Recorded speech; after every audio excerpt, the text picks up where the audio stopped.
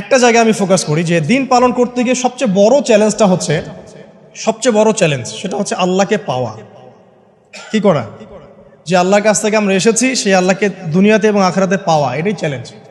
আল্লাহকে যে ব্যক্তি পেয়েছে সে দুনিয়ার সব পেয়ে গেছে, আল্লাহকে যে পায় নাই সে আসলে কিছুই পায় নাই, ইহকাল পরকালের কিছুই পায়নি। এখন আমরা আল্লাহকে পাবো কিভাবে, এটা বড় প্রশ্ন না?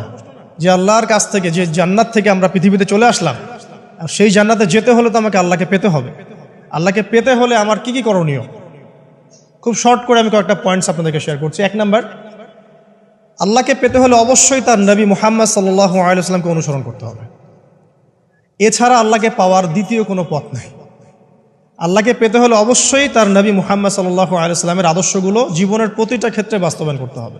চলাফেরা, ওঠা বসা, খাওয়া দাওয়া, ইস্তেঞ্জা করা, মুআমালাত, ব্যবসা বাণিজ্য, অর্থনীতি, সমাজ, রাষ্ট্র, সব ক্ষেত্রে আপনাকে মুহাম্মদ সাল্লাল্লাহু আলাইহি ওয়াসাল্লামের তরিকা, আদর্শটাকে ফলো করতে হবে। তাহলে আপনি আল্লাহকে পাবেন ইনশাআল্লাহ।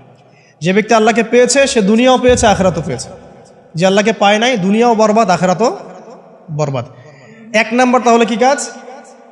আল্লাহ পাকের সর্বশেষ নবী মুহাম্মদ সাল্লাল্লাহু আলাইহি ওয়াসাল্লামকে অনুসরণ করা, তার আদর্শ মেনে চলা, 1 নাম্বার। 2 নাম্বার হচ্ছে 5 ওয়াক্ত নামাজ। আল্লাহকে পেতে হলে নামাজ লাগবে, নামাজ নাই আল্লাহ নাই। ওয়াস্তাঈনু বিস-সাবরি ওয়াস-সালাত, তোমরা সবর এবং সালাতের মধ্য দিয়ে আল্লাহর সাহায্য প্রার্থনা করো। আমরা এই জন্য নামাজে বলি ইয়াকা না'বুদু ওয়া ইয়াকা নাস্তাঈন, আমরা শুধু আপনারই ইবাদত করি এবং আপনার কাছেই সাহায্য প্রার্থনা করি। তো আল্লাহকে পেতে হলে নামাজের কোনো বিকল্প নাই। যে ব্যক্তি নামাজ পড়ে না, আল্লাহর সাথে তার কোনো সম্পর্ক নেই, নো কানেকশন। আপনি যে কোনো কিছু চাচ্ছেন, সেজদায় পড়ে আল্লাহর সামনে আত্মসমর্পণ করেই চাইতে হবে। ওয়াসজুদ ওয়াক্তারিব, আল্লাহ পাক কি বলেছেন? সেজদা করো, নিকটবর্তী হও।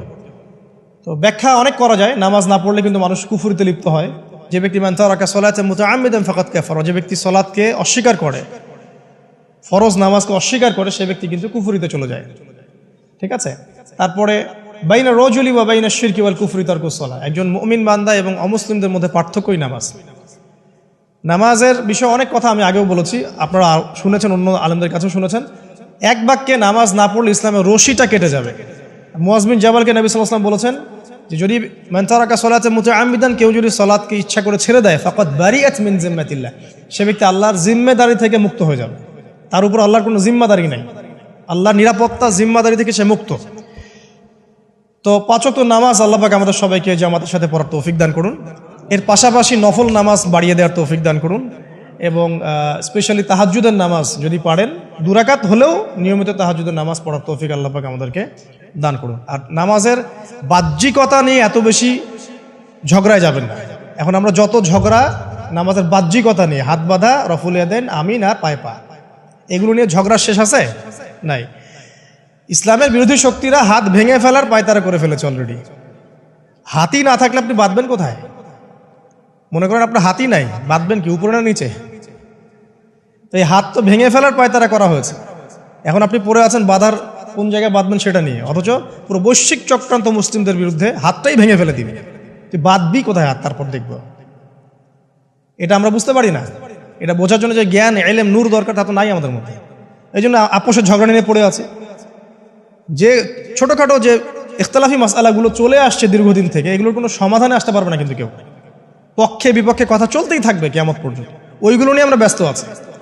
তো আমি রিকোয়েস্ট করবো নামাজের আধ্যাত্মিকত্বের দিকে ফোকাস করেন। নামাজের আধ্যাত্মিকত্ব কি? আপনি আল্লাহর সামনে দাঁড়িয়েছেন, দুনিয়ার সাথে এখন আপনার কোনো সম্পর্ক নেই, আপনি এবং আল্লাহ, মাঝখানে কিছু নাই। নামাজে যা পড়ছেন, সূরা ফাতিহা, অন্যান্য সূরা, রুকুত, তাসবিহ, সিজদা, তাশাহুদ, দরুদ, অর্থ বোঝার চেষ্টা করেন এবং অর্থের দিকে ফোকাস করেন, আল্লাহকে পাবেন ইনশাআল্লাহ। সিজদায়, রুকুতে যখন যাচ্ছেন, আপনি চিন্তা করেন যে আপনি মহাবিশ্বের মহা শক্তিধর আল্লাহ রাব্বুল আলামিনের সামনে মাথা নত করেছেন। আপনি চিন্তা করেন যে আল্লাহ আপনাকে দেখছেন। এখন যখনই মানুষ নামাজে দাঁড়ায়, আল্লাহ পাক তার দিকে দৃষ্টি নিবদ্ধ করেন, এবং যখন মানুষ এদিক ওদিক তাকানো শুরু করে নামাজে, আল্লাহ পাক মুখ ঘুরিয়ে নেন। হ্যাঁ, নামাজে ওই যে আমরা যে ডিজিটাল নামাজ পড়ি না, এখন ডিজিটাল মানে 4 রাকাত নামাজ 4 মিনিটে শেষ।